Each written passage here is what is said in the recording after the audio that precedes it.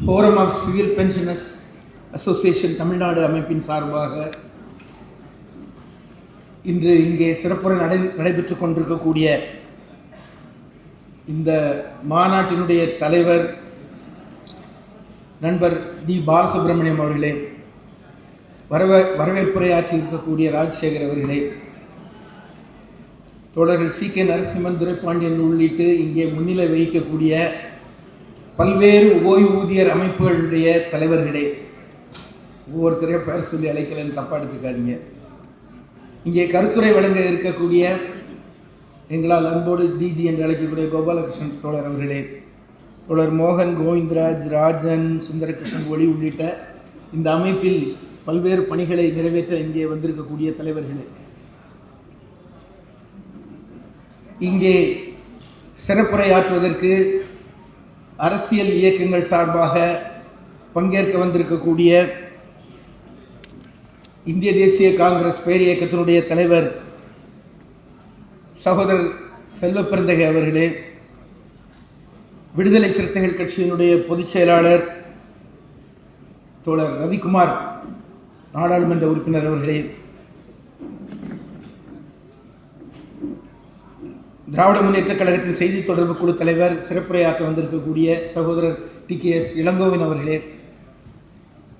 எனது அருமை சகோதரர் மருத்துவர், இந்திய கம்யூனிஸ்ட் இயக்கத்தினுடைய தேசிய குழு உறுப்பினர் ரவீந்திரநாத் அவர்களே, உங்கள் அனைவருக்கும் மார்க்சிஸ்ட் கம்யூனிஸ்ட் கட்சியின் சார்பாக முதற்கண் என் நன்றிகளை வணக்கங்களை தெரிவித்துக் கொள்கிறேன். இங்கே சிறப்புரையாற்ற வந்திருக்கக்கூடிய அரசியல் இயக்கங்களுடைய தலைவர்களாகிய தோழர் செல்வப்பெருந்தகை, தோழர் இளங்கோவன், தோழர் ஆறுமுக நயினார், தோழர் ரவிக்குமார், இவர்களுக்கெல்லாம் ஒரு ஒற்றுமை இருக்குது. எல்லாமே வங்கியில் பணியாற்றி அரசியல் இயக்கத்துக்காக வந்திருக்கக்கூடியவர்கள் பல்வேறு காலகட்டங்களிலும்.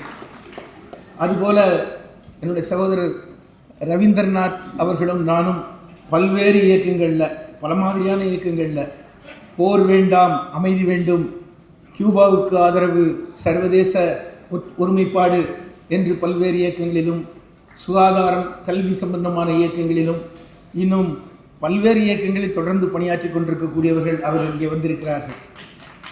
இது மிகவும் பொருத்தமானது என்று கருதுகிறேன். என்னுடைய கருத்துக்களை தெரிவிப்பதற்கு முன்னதாக இன்று ஒரு தமிழகத்தின் மதிக்கப்படக்கூடிய மூத்த அரசியல் இயக்கத்தினுடைய தலைவர் தோழர் நல்லக்கண்ணு அவர்களுடைய மறைவின் காரணமாக இன்று எங்களுடைய மாநில செயலாளர் தோழர் சண்முகம் அவர்களும் வீரபாண்டியன் அவர்களும் கலந்து கொள்ள முடியவில்லை. எனவே அவர்கள் சார்பாகவும் முதற்கண் உங்கள் இயக்கத்திற்கும் இந்த கருத்தரங்கத்துக்கும் வாழ்த்துக்களை தெரிவித்துக் கொண்டு நான் எனது உரையை கட்சியின் சார்பாக தெரிவிக்க விரும்புகிறேன். தோழர்களே, இன்று நான் மிக மகிழ்ச்சியாக பார்க்கிற விஷயம், தாக்குதல் வரும்போது நாம் ஒன்றுபடுகிறோம். சும்மா இருக்கும்போது நம்முடைய ஒற்றுமையினுடைய பலமோ நமக்கு தெரிகிறதில்லை. கடந்த மார்ச் மாதம் 25ஆம் தேதி இந்த வேலிடேஷன் ஆக்ட் சட்டமாக்கப்பட்ட உடனே, பாராளுமன்றத்தில் முன்மொழியப்பட்ட உடனே, ஏப்ரல் மாதம் 4ஆம் தேதி இங்கே கலெக்டர் அலுவலகத்துக்கு முன்னதாக நடைபெற்ற ஆர்ப்பாட்டத்திற்கு எவ்வளோ தோழர்கள் வந்திருந்தாங்கன்னு அன்றைக்கே கேட்டேன். 4ஆம் தேதியும் கேட்டேன். இல்லை, இந்த தோழர்களோடெல்லாம் ரொம்ப நெருக்கமாக நெருங்கி பழகக்கூடியவன் நான். 700-800 தோழர்கள் இருக்கும் அப்படின்னு சொன்னாங்க. எனக்கு ரொம்ப ஆச்சரியமாக இருந்தது. எப்படி தோழர் ஒரு குறிப்பிட்ட அவகாசத்துக்குள்ளே எவ்வளோ பேரை மொபிலைஸ் பண்ண முடிஞ்சுது அப்படின்னு கேட்டேன். அவங்க சொன்னாங்க, இந்த தாக்குதல் என்பது இதுவரை கண்டிராத தாக்குதல், மிக கடுமையான தாக்குதல், எங்களுடைய உரிமைகளை பறிக்கக்கூடிய தாக்குதல், இதை ஒன்றுபட்டு எதிர்த்து போராடுவோம், வெற்றி பெறுவோம் என்ற ஒற்றுமையோடு அவங்கெல்லாம் வந்தாங்க. நாங்கள் கூப்பிட்டு வரல, அவங்களாம் திரண்டு வந்தாங்கன்னு சொன்னாங்க. அதற்கு அப்புறம் நடந்திருக்கக்கூடிய எல்லா இயக்கங்களிலும் பங்கேற்பு என்பது பெருமளவுக்கு இருக்கிறது. இந்த FCPA என்ற அமைப்பை உருவாக்கியதே மிகப்பெரிய முதல் வெற்றி என்று நான் கருதுகிறேன். பல்வேறு அமைப்புகள் பல்வேறு கருத்துகளுக்காக பல்வேறு நபர்களை கொண்டு, பல்வேறு தோழர்களை உறுப்பினர்களாக கொண்டு ஆரம்பிக்கப்பட்டிருக்கக்கூடிய இயக்கங்கள் இன்று ஓரணியில் சேர்ந்திருப்பது, ஒற்றுமைப்பட்டிருப்பது என்பது உங்களுக்கு கிடைக்கப் போகிற வெற்றியினுடைய முதல் படி. பல கருத்து வேறுபாடுகளுக்கு நடுவிலையும் அதை யாரும் கிண்டி விடுவதற்கு இடம் கொடுக்காமலும் ஒன்றுபட்டு இன்று வரையிலும் நீங்கள் இந்த இயக்கத்தை முன்னெடுத்து கொண்டு சென்று கொண்டிருக்கிறீர்கள். அதற்கு முதலாவதாக என்னுடைய பாராட்டு. அடுத்தபடியாக தோழர்களே, இந்த இயக்கத்தில் மத்திய அரசு ஊழியர்கள் மட்டுமல்ல, தோழர் சகோதரர் ரவிக்குமார் பேசும்போது குறிப்பிட்டார்கள், வங்கி ஊழியர்கள், நிதித்துறை ஊழியர்கள், இன்னும் பல்வேறு அமைப்புகளை சார்ந்தவர்கள் எல்லாம் கூட இதில் கூப்பிடாமலே வந்து பங்கேற்றுக்கிட்டு இருக்கிறாங்க. ஏன்னா ஆபத்து என்பது ஒருவருக்கு வரும்போது அது எல்லாருக்கும் வரப்போகுதுன்னு அர்த்தம். அதிலும் மத்திய அரசு ஊழியர்களுக்கே வந்து விட்டது, நம்மளாம் என்ன ஏமாத்திரம் என்று நினைப்பதன் காரணமாக இந்த ஆர்ப்பாட்டங்களிலும் கூட்டங்களிலும் பல்வேறு துறைகளை சார்ந்தவர்களும் வந்து ஆதரவு தெரிவிக்கிறார்கள், கலந்து கொண்டிருக்கிறார்கள் இன்றைக்கு என்பதும் உங்களுக்கு வெற்றிக்கு உறுதி செய்யக்கூடிய விஷயமாக நான் பார்க்கிறேன். இந்த கோரிக்கைகளை வருகிற இன்னைக்கு 3 கோரிக்கை வச்சிருக்கிற வேலிடேஷன் ஆக்டை வாபஸ் பெற வேண்டும், பிஎஸ்என்எல் ஊழியர்களுக்கு அது வழங்கப்பட வேண்டும், அதுபோல் இன்னொரு கோரிக்கை, இந்த 3 கோரிக்கைகளும் அதாவது டேர்ம்ஸ் ஆஃப் ரெஃபரன்ஸில் இது சேர்க்கப்பட வேண்டும், அன்ஃபண்டடுங்கிறத எடுக்கணுங்கிற உட்பட 3-4 கோரிக்கைகள் வைத்திருக்கிறீங்க. இந்த கோரிக்கைகளுடைய வெற்றியை நோக்கி நாம் நடைபோடும் போது இந்த இயக்கத்தை விரிவுபடுத்துவதற்கான தேவை இருக்கிறது என்பதையும் நான் குறிப்பிட விரும்புகிறேன். ஏன்னா இன்னைக்கு வந்து ஓய்வூதியம் என்பது ஒரு கான்செப்ட். நமக்கு நம்முடைய இளமை காலத்தில் ஒரு நிறுவனத்தினுடைய ஒரு அரசாங்கத்தினுடைய தேவைகளுக்காக நம்முடைய இளமை காலம் முழுவதையும் அதிலே செலவழித்து விட்டு நாம் வெளியே வரும்போது 60 வயதுக்கு மேல் நம்மை பராமரிக்க வேண்டிய பொறுப்பு இந்த அரசாங்கத்துக்கு இருக்கு. அது எல்லா அமைப்புகளுக்கும் நிறுவனங்களுக்கும் பொருந்தும். அப்போ இது உங்களுக்கு வந்திருக்கக்கூடிய தாக்குதல் மற்றவர்களுக்கு மிக விரைவில் வருவதற்கான அபாயம் இருப்பதனால் இந்த கோரிக்கைகளை ஒரு கட்டத்தில் விரிவுபடுத்தணும். குறைந்தபட்ச கோரிக்கைகள் அடிப்படையில் ஒன்று அப்டேஷன் ஆஃப் பென்ஷன், பென்ஷன் என்ற விஷயத்தையே பாதுகாப்பது, இது காலத்தினுடைய தேவைக்கு தக்க மாற்றி அமைக்கப்பட வேண்டும் என்ற கோரிக்கை உள்பட இவற்றுக்காக அனைத்து துறை ஊழியர்களுக்குமான ஒரு ஒற்றுமையாக பிற்காலத்தில் விரிவாக்கப்பட வேண்டும் என்பதையும் நீங்கள் மனதில் கொள்ள வேண்டும் என்பதை நான் இங்கே குறிப்பிட விரும்புகிறேன். அடுத்தபடியாக நான் சொல்ல விரும்புகிற விஷயம் என்னவென்றால், இன்றைக்கு இந்த அரசாங்கம் இப்படி செய்யாமல் இருந்திருந்தால்தான் நாம் அதிர்ச்சி அடைந்திருக்க வேண்டும் என்று சகோதரர் ரவிக்குமார் அவர்கள் குறிப்பிட்டார்கள். உண்மைதான், இந்த அரசாங்கம் இப்படி தான் நடக்கும். இந்த அரசாங்கம்னா நான் ஒரு அரசியல் கட்சியோ அந்த கட்சியினுடைய ஆட்சியோ சொல்லலை. அரசுகள் என்பது பொதுவாக இன்னைக்கு எப்படி செயல்பட்டு கொண்டிருக்கிறார்கள் என்பதிலிருந்து பார்க்க வேண்டியது இருக்கு. இன்றைக்கு 90க்கு அப்புறம் ஏற்பட்டிருக்கக்கூடிய நவீன தாராளமய கொள்கைகள் வந்ததுக்கு பின்னால் முதலில் தாக்கப்பட்டது ஓய்வூதிய பலன்கள் தான். அது ஐரோப்பாவிலும் சரி, எல்லா இடங்களிலும் சரி. நமக்கு கொஞ்சம் காலதாமதமாக வந்திருக்கு. மற்ற நாடுகளில் எல்லாம் இந்த தாக்குதல் என்பது மிக ஆரம்பத்திலேயே வந்துவிட்டது. இன்னைக்கு சிக்கன நடவடிக்கை உட்பட பல்வேறு விஷயங்களை உலகம் பூரா இருக்கக்கூடிய வலதுசாரி அரசுகள் எல்லாமே வலதுசாரி அரசுகளாக மாறிவிட்டன, கட்சி வித்தியாசம் இல்லாமல். இந்த அரசுகள் அவர்களுடைய ஓய்வூதியர்களுடைய பலன்களை வெட்டி குறைத்து அரசாங்கத்தினுடைய செலவுகளை சிக்கனப்படுத்துகிற முயற்சி என்பது இன்னைக்கு தீவிரமாக நடந்து கொண்டிருக்கிறது. அது கண்டிப்பாக தாக்கப்பட வேண்டிய விஷயம் என்பதை நான் சொல்லிட்டு, இந்த அரசாங்கம் யாருடைய அரசாங்கம் என்ற கேள்விக்கு சகோதரர் ரவிக்குமார் சொன்ன விஷயத்தை நான் உங்களுக்கு நினைவுபடுத்த விரும்புகிறேன். இன்னைக்கு காலையில் பத்திரிகையை படித்தாலே ரொம்ப ஷாக்காக இருக்குது, இன்னைக்கு என்ன தாக்குதல் வரப்போகுதுன்னு. அதே மாதிரி பாராளுமன்றம் கூடினாலே என்ன தாக்குதல் வரப்போகுதோ என்று அச்சப்படக்கூடிய சூழல் இன்னைக்கு ஏற்பட்டிருக்கு. பாராளுமன்றத்தில் 1 அல்ல 2 அல்ல, ஒரு கூட்டத்தொடரில் 8 சட்டங்கள் நிறைவேற்றப்பட்டதாக தோழர் ரவிக்குமார் அவர்கள் குறிப்பிட்டார்கள். இவையெல்லாம் விவாதிக்கப்படாமல் கைத்தட்டி நிறைவேற்றப்படுகின்றன என்று சொன்னார். நான் சமீபத்தில் ஆகஸ்ட் மாதம் வந்த பாராளுமன்ற கூட்டத்தொடரில் வந்திருக்கக்கூடிய சட்டங்களை மட்டும் உங்களுடைய கவனத்துக்கு கொண்டு வர சொல்கிறேன். இந்த அரசாங்கம் யாருக்காக என்பதற்காக நான் அதை குறிப்பிட விரும்புகிறேன். தொழிலாளர் நல சட்டங்களை, 2வது உலக மகா யுத்தத்திலிருந்து நாம் பெற்றிருக்கக்கூடிய சலுகைகளை முடக்கி அவைகளெல்லாம் 4 தொகுப்புகளாக சுருக்கி ஏற்கனவே இருக்கக்கூடிய அனைத்து உரிமைகளையும் ரத்து பண்ணக்கூடிய சட்டத்தை இப்போ அமலுக்கு கொண்டு வந்திருக்கிறாங்க. ஏற்கனவே பேசிக்கிட்டு இருந்த விஷயத்தை இன்னைக்கு இந்த பாராளுமன்ற கூட்டத்தொடரில் அமல்படுத்துகிறார்கள். அநேகமாக எந்த சலுகையுமே கிடையாது.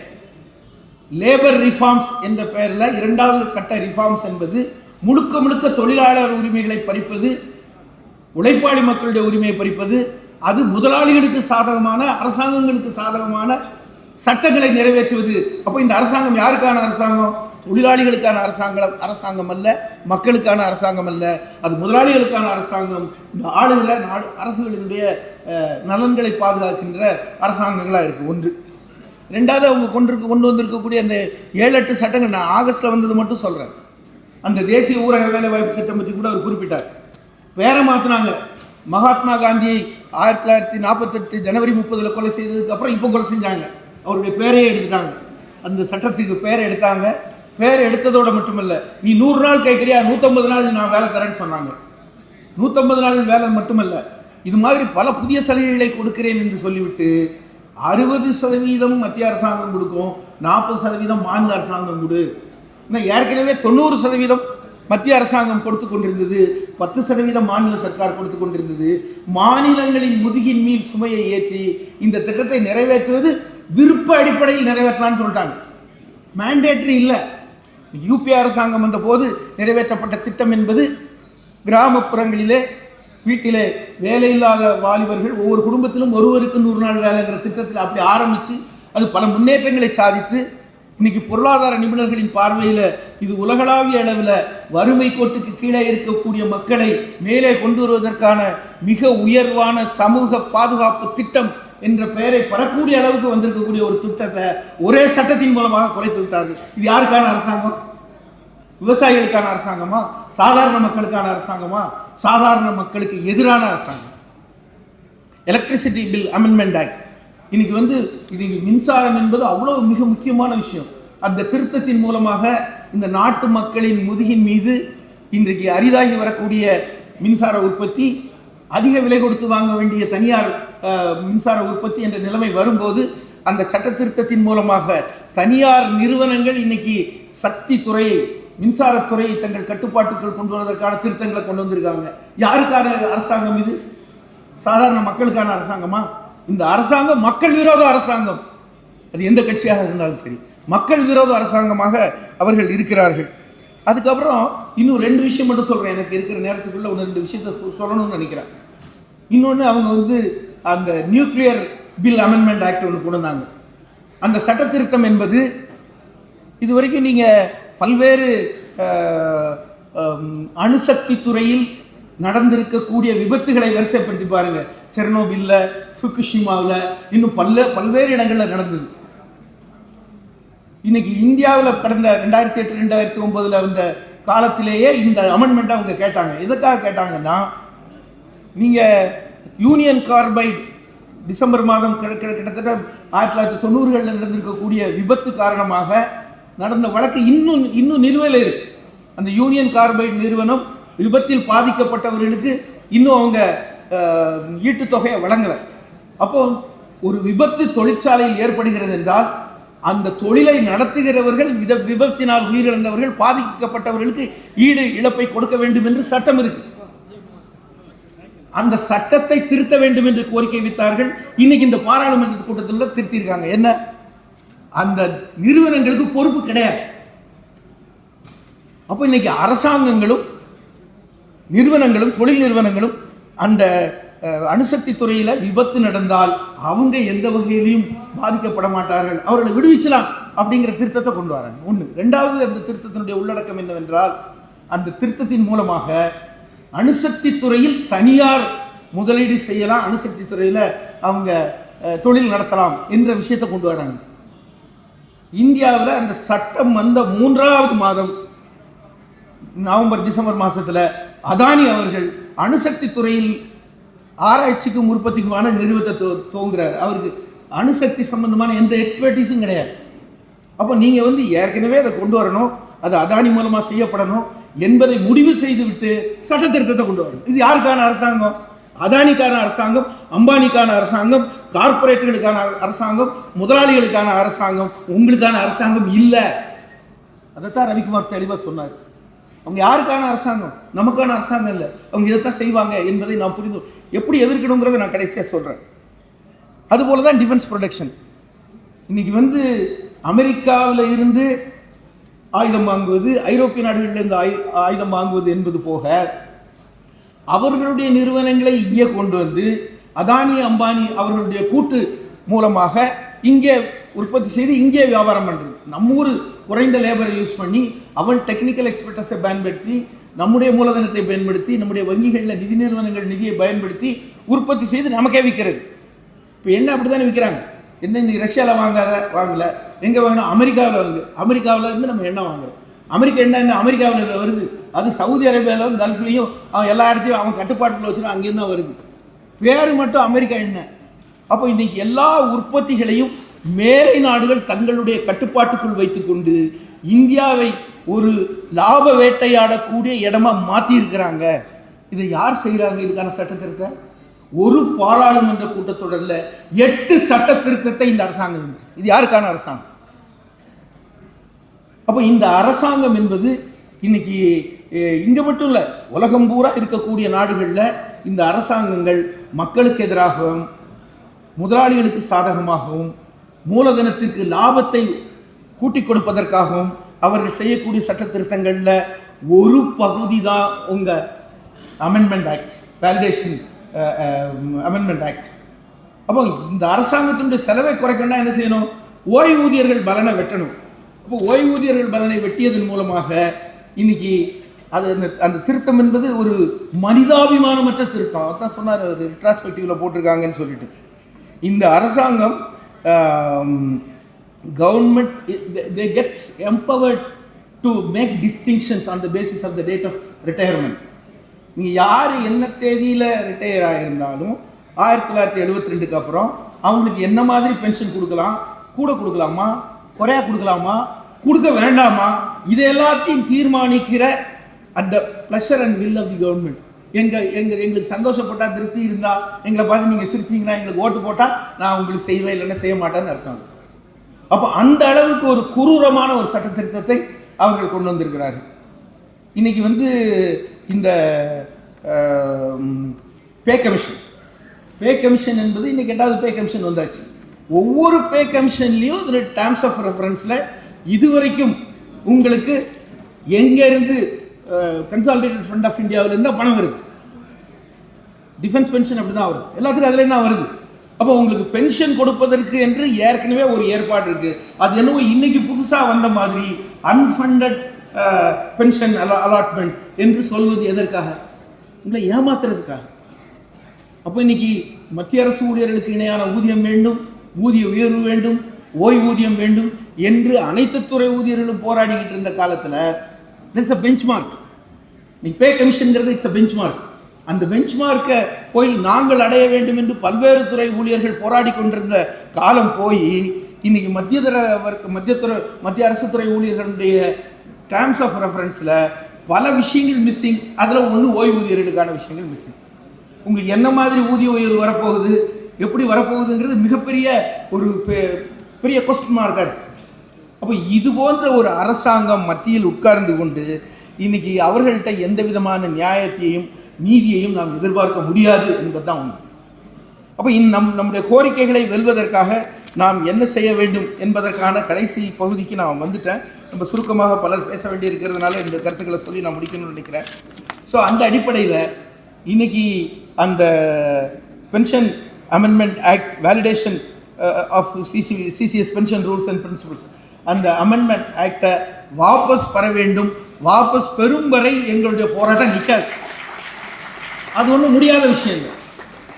முன்னாடி நமக்கு ரொம்ப தயக்கம் இருக்கும், யோசிப்போம், இவ்வளோ பெரிய அரசாங்கத்தை இவ்வளோ போல் வயதானவர்கள் தடுத்து நிறுத்திட முடியுமாலாம் நம்ம நினைப்போம். ஆனால் அதெல்லாம் இல்லை. Nothing is invincible. எல்லாத்தையும் நம்மால் போராடி வெல்ல முடியும் என்ற நம்பிக்கை நமக்கு இருக்குது. முதல்ல கண்டிப்பாக முடியும். இன்றைக்கி அரசு ஊழியர்கள் அவர்களுடைய பென்ஷன் சம்பந்தமான போராட்டத்தில் இன்றைக்கி மிகப்பெரிய முன்னேற்றத்தை அவர்கள் சாதித்திருக்கிறார்கள். தமிழக அரசு மிக சிறப்பான ஒரு உறுதியளிக்கப்பட்ட பென்ஷன் திட்டம் என்ற முறையில் கிட்டத்தட்ட பழைய ஓய்வூதியத்தை நெருக்குகிற அளவுக்கு ஒரு மிகச்சிறந்த திட்டத்தை கொண்டு வர முடிந்திருக்கிறது என்றால் அதற்கு 2 காரணம். ஒன்று, நம்முடைய போராட்டம் இன்று மக்களுக்கு சாதகமான அரசு இங்கு இருப்பது என்பது. அது மிகச்சிறந்த ஒரு ஒப்பந்தத்தை நம்மால் சாதிக்க முடிந்திருக்கிறது. ஒரு குறிப்பிட்ட காலத்தில் நாம் நிச்சயமாக அதை சாதிக்க முடியும். ஒரு தடவை ஜெயிக்கலாம், 2 தடவை ஜெயிக்கலாம், 3 தடவை கூட ஜெயிக்கலாம். ஆனால் என்னைக்கும் ஜெயிச்சுட்டு இருக்க முடியாது, உங்களை ஏமாற்றிக்கிட்டு இருக்க முடியாது. பாரதி சொல்வான், அதாவது படித்தவன் சூதும் வாதமும் பண்ணினால் போவான் போவான் ஐயோ என்று போவான்னு சொல்லுவான். இன்னைக்கு ஒரு ஓய்வூதியர்களை மதிக்க தெரியாத சமூகம் அது வளர்ந்த சமுதாயமாகவோ நாகரிகமடைந்த சமுதாயமாகவோ ஏற்றுக்கொள்ளவே முடியாது. ஓய்வூதியர்களை நிராகரிக்கிற அரசு, நிராகரிக்கிற ஒரு கூட்டம் ஆட்சியில் இருக்கும்போது அவர்கள் பாரதி சொன்ன மாதிரி அவர்கள் படித்தவன் சூதும் பாதும் செய்யும் போது போவான் போவான் ஐயோ என்று போவான்னு தான் சொல்ல வேண்டியது இருக்கும். சாபம் இல்லை. பாரதி ரொம்ப குசும்பு நிறைந்தவர். அவர் என்ன சொல்றாருன்னா, அந்த சூதும் பாதும் நிறைந்தவனுக்கு ஒரு குவாலிஃபிகேஷன் கொடுக்குறாரு, குவாலிஃபை பண்ணுறாரு, படித்தவன் அப்படின்னு சொல்லி. யார் என்ன படிச்சிருக்காங்க நமக்கு என்ன தெரியும்? சர்டிஃபிகேட்டாக வச்சுருக்காங்க. நான் காலேஜில் படித்தேன், யூனிவர்சிட்டியில் படித்தேன்னு சொல்லிக்கலாம். என்ன இருக்குன்னே நமக்கு தெரியாது. அதனால் இவங்ககிட்ட இதுக்கு மேலே நம்ம முன்னே எதிர்பார்க்க முடியாது. இந்த அரசாங்கம் மூர்க்கத்தனமாக, முட்டாள்தனமாக அவர்கள் கை வைக்கக்கூடாத இடத்தில் கை வைத்தால் 3வது முறை முடிந்தது, 4வது தடவை வீட்டுக்கு அனுப்பிடுவோம். அதை செய்வதற்கு நமக்கு தேவை இருக்கிறது. அது குறிப்பிட்ட கட்சி என்ற முறையில் அல்ல, தொழிலாளர் விரோத அரசுகள் நீடித்திருப்பதற்கு எந்த முகாந்திரமும் இருக்கக்கூடாது என்ற முறையில் இது போன்ற மக்கள் விரோத நடவடிக்கைகளில் ஈடுபடக்கூடிய அரசாங்கத்தை விரட்டி அடிப்போம் என்ற உறுதிப்பாடும் நமக்கு தேவையாக இருக்கிறது. இந்த கோரிக்கைகளை வெல்லும் வரை நம்முடைய போராட்டம், நம்முடைய ஒற்றுமை அது காக்கப்பட வேண்டும் என்பதில் நீங்கள் எல்லாரும் சரியாக இருக்கணும். போராடுவோம், வெற்றி பெறுவோம் என்று கூறி உங்கள் கோரிக்கைக்கு பின்னால் மார்க்சிஸ்ட் கம்யூனிஸ்ட் கட்சி நிரந்தரமாக உங்கள் போராட்டம் வெற்றி பெறும் வரை நிற்கும் என்பதை தெரிவித்து வாழ்த்துக்களை தெரிவித்து விடைபெறுகிறேன். நன்றி. நன்றி தோழர்.